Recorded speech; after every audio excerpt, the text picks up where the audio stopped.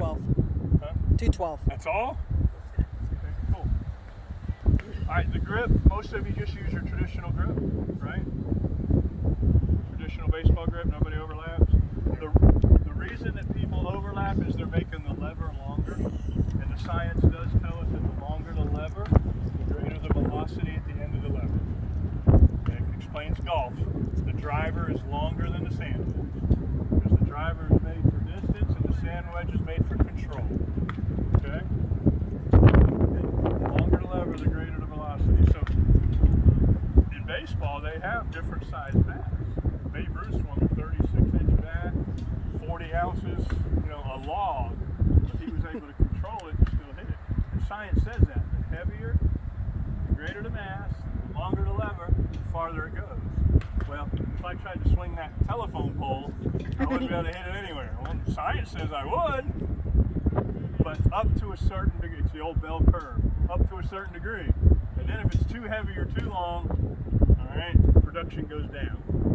So you've got to find that bat and that grip and that swing, that the weight that's best for you, as well as the grip and the length of it, so that you have optimum strength and control.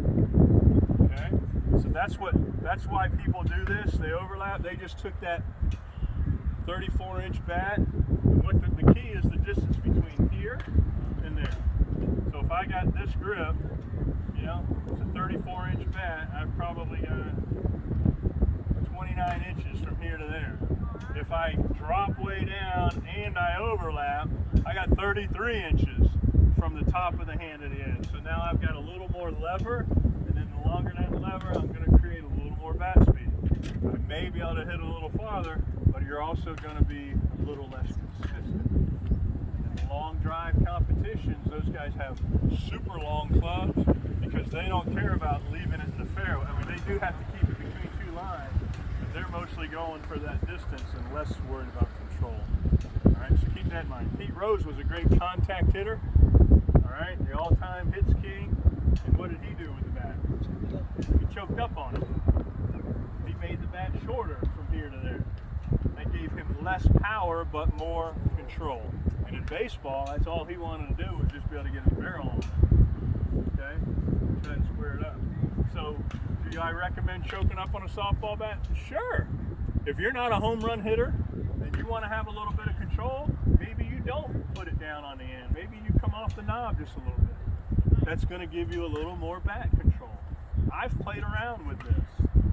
We go to Vegas every year and the ball's flying and we can't keep it in the park. I've played around with choking up on my softball. Brad Stillwell. I think that's 2 strike signs would be better off. You want to keep If you're keeping it in the yard and if there's a big old hole somewhere, science tells us we have better control if we choke up.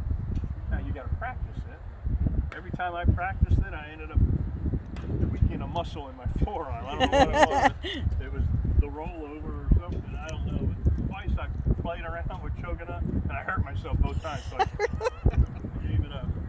But it might be something to think about. You don't have to be down at the end of the bat. You can make it a 32 or 31-inch bat, right? Choke up a little bit.